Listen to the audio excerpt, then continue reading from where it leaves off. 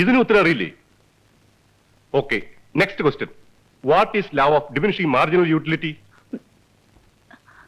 അറിഞ്ഞൂടാ സർ. ആരാണ് ഫൈഡിപ്പിഡിസ്? അറിയില്ല സർ.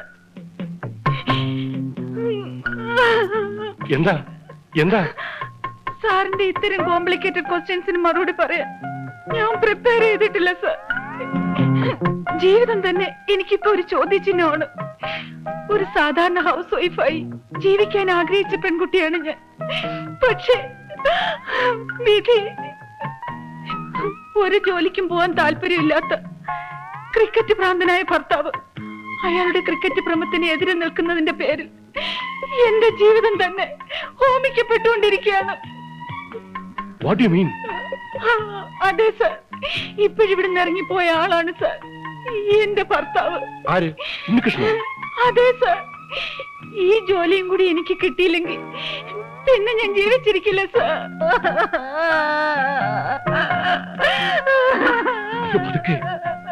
ഇതെന്താ? ആരെങ്കിലും കേട്ട എന്ത് വിചാരിക്കും? എന്റെ വിഷമം സാറിനോടല്ലാതെ ഞാൻ ആരോടാ പറയാ? വേണ്ട സർ, എനിക്ക് ഈ ജോലി വിധിച്ചിട്ടില്ലെന്ന് കരുതിയാൽ മതിയല്ലോ. ഞാൻ പോവാണ്. സാറിനെ ബുദ്ധിമുട്ടിച്ചതിൽ ക്ഷമിക്കണം. നിൽക്കൂ. You are appointed. ടെസ്റ്റിമോണീസ് മാനെടുത്ത് സബ്മിറ്റ് ചെയ്തിട്ട് നാളെ തന്നെ ജോയിൻ ചെയ്തു. ക്രിക്കറ്റിനെതിരായ കുട്ടിയുടെ ധർമ്മസമരത്തിൽ ഞാനും ഒപ്പം ഉണ്ടാവും. All the best. Thank you sir. എന്നോട് ക്ഷമിക്കണം സാർ. എന്താ ഇത്? ആഹാ, താൻ പോയില്ലേ? ഞാൻ ക്രിക്കറ്റ് കളിക്കാറുണ്ടെങ്കിലും ഡെയിലി അതിനെക്കുറിച്ച് ഓർത്ത് പശ്ചാത്തപിക്കും. എന്റെ ക്രിക്കറ്റ് ഭ്രാന്ത് മാറ്റാൻ ഞാൻ യുനാനി മരുന്ന് കഴിച്ചുകൊണ്ടിരിക്കുകയാണ് സാർ. ഒരാഴ്ചക്കകം ഈ ഭ്രാന്ത് മാറ്റി തരാമെന്നാണ് ഡോക്ടർ പറഞ്ഞത്. വിവാഹപ്രായമെത്തിയ 9 സഹോദരിമാർ, ക്ഷയം പിടിച്ച അച്ഛൻ, ഞാനാണ് സാർ ഇവരുടെ ഏകാശ്രയം. അത് ശരി. അപ്പോഴും തനിക്ക് എന്റെ ഭാര്യയെ പറ്റി ഒന്നും പറയാനില്ലേ? സാർ, എന്റെ ഭാര്യ മെന്റലി നോ എക്സ്പ്ലനേഷൻ. താൻ ഒന്നുകൊണ്ടും വിഷയേണ്ട കാര്യമില്ല. തനിക്ക് ഒന്നില്ലെങ്കിലും തന്റെ ഭാര്യയ്ക്ക് ഞാൻ പോസ്റ്റിംഗ് കൊടുത്തിട്ടുണ്ട്. ഇനി നിങ്ങൾ തമ്മിൽ ഒരു വഴക്കുണ്ടാകാൻ പാടില്ല. ഓക്കെ?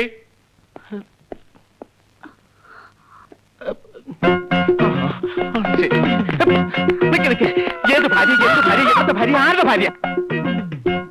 സത്യം പറ, എന്ത് വേല നീ ഒപ്പിച്ചത്? ചെയർമാൻ, എവളെന്റെ ഭാര്യ?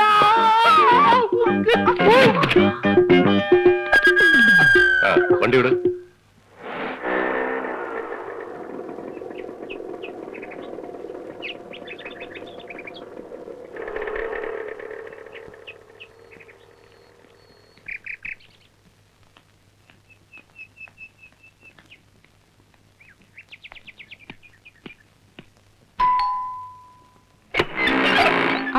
നീയായിരുന്നോ?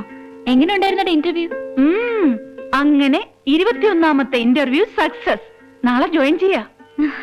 നീ രാവിലെ പോകാൻ ഇറങ്ങിയപ്പോഴേ എന്റെ മനസ്സ് പറഞ്ഞതാ ഈ ജോലി നിനക്ക് തന്നെ കിട്ടുമെന്ന്. ഹോ, ജോലി കിട്ടിയ കാര്യമൊന്നും പറയണ്ട. എന്തൊക്കെ നാടകം കളിച്ചാലാ ജീവിക്കാൻ പറ്റുക? എന്താടി നീ എന്ത് അബദ്ധമായി കാണിച്ചേ? മാരീഡ് ആണെന്നൊക്കെ പറഞ്ഞ് ജോലി വാങ്ങിയ അവരത് അറിയുമ്പോ പ്രശ്നാവില്ലേ? തന്നെയുമല്ല, അയാൾ ഓഫീസിൽ കയറി ചെന്ന് നീ പറഞ്ഞൊക്കെ കള്ളാണെന്ന് പറഞ്ഞാലോ? ആ സമയത്ത് ഞാൻ അതൊന്നും ആലോചിച്ചില്ല. ഇന്നത്തെ കാലത്ത് ഒരു ജോലി കിട്ടാൻ അത്ര എളുപ്പാ? അതുമല്ല, ഇനി ഒരു ജോലി ഇല്ലാതെ തള്ളി നീക്കാന്നൊക്കെ പറഞ്ഞാൽ വീട്ടിലെ കാര്യങ്ങളൊക്കെ നിനക്കറിയാലോ. ഇനി വരുന്നിടത്ത് വെച്ച് കാണാം. അതൊക്കെ പോട്ടെ. രാവിലെ വന്ന ധൃതിയിൽ ഒന്നും ചോദിക്കാൻ പറ്റിയില്ല. നിന്റെ മുത്തശ്ശിയുടെ വാശിയൊക്കെ തീർന്നോ? ഹേയ്, മുത്തശ്ശി ഇപ്പോഴും പിടിച്ച പിടി തന്നെയാ. കല്യാണം കഴിഞ്ഞിട്ട് എന്നെയും വിശ്വേട്ടനെ ഒന്ന് കാണാൻ പോലും മുത്തശ്ശി കൂട്ടാക്കിയില്ല. എനിക്ക് പോണമെന്നൊക്കെ ഉണ്ടായിരുന്നു. പിന്നെ ചെന്നാ പ്രശ്നമാവുമല്ലോ എന്ന് പേടിച്ചാ പോകാതിരുന്നു. മുത്തശ്ശി മാത്രം എന്തിനാ കുറ്റം പറയുന്നത്? നീ ചെയ്തതും കുറച്ച് കടന്നു കൈയായി പോയില്ലേ? മുത്തശ്ശിയുടെ അനുഗ്രഹം വാങ്ങിയിട്ട് ഞങ്ങളുടെ കല്യാണം നടക്കില്ലെന്ന് നിനക്കറിയാലോ. രജിസ്റ്റർ മാരേജിന് നീയൊക്കെ കൂടിയല്ലേ എനിക്ക് ധൈര്യം തന്നത്. എന്നിട്ടിപ്പോ പറയുന്ന കേട്ടില്ലേ? ഞാൻ എന്നും പ്രതീക്ഷിക്കും മുത്തശ്ശി ഗുരുക്കളമ്മാവനെ അയച്ച് ഞങ്ങളെ വിളിപ്പിക്കുമെന്ന്. എവിടെ? മുത്തശ്ശിക്ക് എന്നോട് അത്രയ്ക്ക് വിരോധമായിരിക്കും. അതൊക്കെ മാറില്ലേടി. നിനക്ക് എന്തെങ്കിലും വിശേഷം ഉണ്ടെന്നറിഞ്ഞ ആ നിമിഷം മുത്തശ്ശി ഇവിടെ ഓടിയെത്തും. എന്താടി, വല്ല വിശേഷമുണ്ടോ? പോടി അവിടുന്ന്. ലതേ, മുറിക്ക് ഇത്രയൊക്കെ സൗകര്യം മതിയോ നിനക്ക്?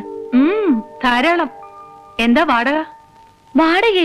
വാടകയൊന്നും നീ തരണ്ട, അതൊക്കെ ഞങ്ങൾ കൊടുക്കുന്നുണ്ട്. അത് പറ്റില്ല. വാടക വാങ്ങില്ലെങ്കിൽ ഞാൻ ഹോസ്റ്റലിൽ താമസിച്ചോളാം. അല്ലെങ്കിൽ തന്നെ ഞാനിവിടെ താമസിച്ച നിങ്ങൾക്കതൊരു അസൗകര്യമായിരിക്കില്ലേ? ഒരസൗകര്യമില്ല. വിശ്വട്ടിനാണെങ്കിൽ കൺസ്ട്രക്ഷനും തിരക്കും ഒക്കെ ആയി പാതിരാത്രി കയറി വരുന്നേ. എനിക്ക് ഒറ്റയ്ക്കിരുന്ന് ബോറടിക്കും. നീ കൂടെ ഉണ്ടെങ്കിൽ എനിക്കൊരു കൂട്ടായി.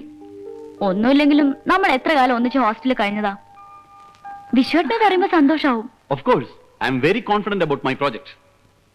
ഞാൻ പറഞ്ഞ കോസ്റ്റിന് ഇത്രയും ടെക്നിക്കൽ എക്സലൻസോട് കൂടി ആരെങ്കിലും കൺസ്ട്രക്ഷൻ നടത്തുകയാണെങ്കിൽ അന്ന് ഞാൻ ഈ പണി നിർത്താം. നിങ്ങൾ നോക്കിക്കോ, കംപ്ലീറ്റ് ചെയ്ത് കഴിഞ്ഞാൽ ഈ സിറ്റിയിലെ ഏറ്റവും ബെസ്റ്റ് ഫ്ലാറ്റ്സ് ഇതായിരിക്കും. ഇങ്ങനെയൊക്കെ പറഞ്ഞ് സുഖിപ്പിക്കാൻ തുടങ്ങിയിട്ട് നാള് പറയാമല്ലോ. ഞങ്ങളുടെയൊക്കെ കാശ് ബ്ലോക്കായി കിടക്കുന്നതിനെ പറ്റി ഒന്നും പറയാനില്ലേ? നിങ്ങൾ ഇങ്ങനെയൊക്കെ ചോദിച്ചാൽ ഇതിപ്പോ ആരുടെയെങ്കിലും കുറ്റം കൊണ്ടാണോ? ഈ കോർപ്പറേഷന്റെ സ്റ്റേ ഒന്ന് വെക്കേറ്റ് ചെയ്ത് കിട്ടാതെ ഞാൻ എങ്ങനെ പണി തുടങ്ങും? അതൊന്നും ഞങ്ങൾക്ക് അറിയണ്ട. തർക്കമുള്ള സ്ഥലം വാങ്ങിക്കാൻ ഞങ്ങൾ പറഞ്ഞു. സാറ് വിഷമിക്കണ്ട, സ്റ്റേ ഒക്കെ പിൻവലിച്ചു കഴിഞ്ഞ് സമാധാനമായിട്ട് പണി തുടങ്ങിയാൽ മതി.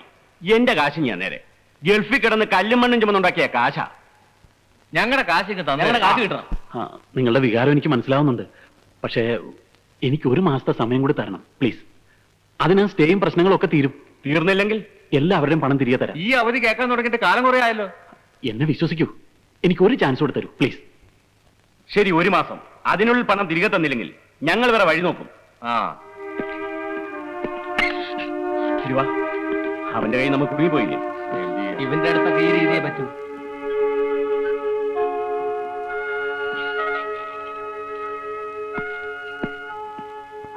ഞാൻ ആ അഡ്വക്കേറ്റ് തോമസ് മാത്യുവിനെ ഒന്ന് കണ്ടിട്ട് വരാം. ആരെങ്കിലും വിളിച്ചാൽ ഞാൻ ഇവിടെ ഇല്ലാന്ന് പറഞ്ഞാൽ മതി. ശരി സാർ.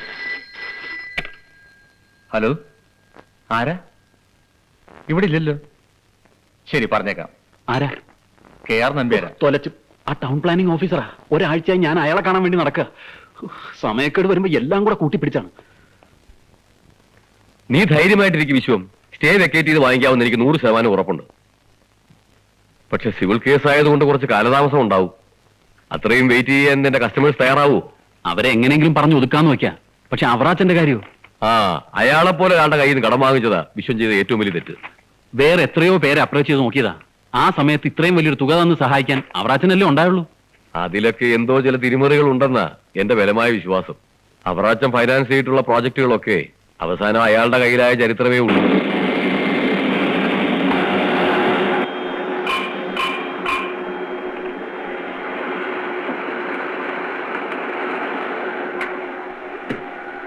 എന്നതാണോ നീ പറയുന്നത്? ഇപ്പൊ ശരിയാവും എന്ന് പറയാൻ തുടങ്ങിയിട്ട് നാള് കുറെ ആയല്ലോ. ഇനി എപ്പ ശരിയാവുമെന്നാ? അല്ല അവറാച്ച, കേസ് വാദിക്കുന്നതോടൊപ്പം ഞാൻ വേറെ രീതിയിലും കാര്യങ്ങൾ നീക്കുന്നുണ്ട്. ഞാനിപ്പോ മന്ത്രിയെ കാണാൻ പോകുന്ന വഴിയാ. അതെന്തിനാണാവേ? എനിക്കറിയാനുള്ള കാശ് മന്ത്രി തരുമോ? അതല്ല അവറാച്ച, ഞാൻ താൻ മന്ത്രിയോ കളക്ടറെയോ ആരെ വേണമെങ്കിലും കണ്ടു.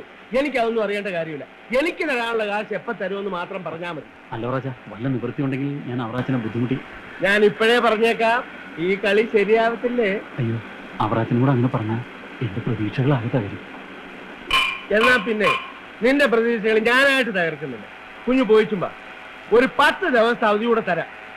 അതിനകം മുതലും പലിശയും തന്നില്ലെങ്കിലേ അല്ലേ വേണ്ട. ഇപ്പഴേ എന്തിനാ പറഞ്ഞു പേടിപ്പിക്കുന്നേ? അല്ല, 10 ദിവസത്തിനായി ഞാൻ. എന്നാലും അങ്ങനെ ആട്ടെ, ചെല്ലേ.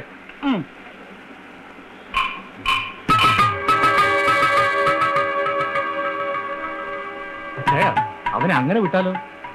തോണിച്ചു 10 ദിവസമല്ല 10 മാസം കൊടുത്താലും അവന് ഈ കാശ് റോൾ ചെയ്യാൻ പറ്റുകയില്ല.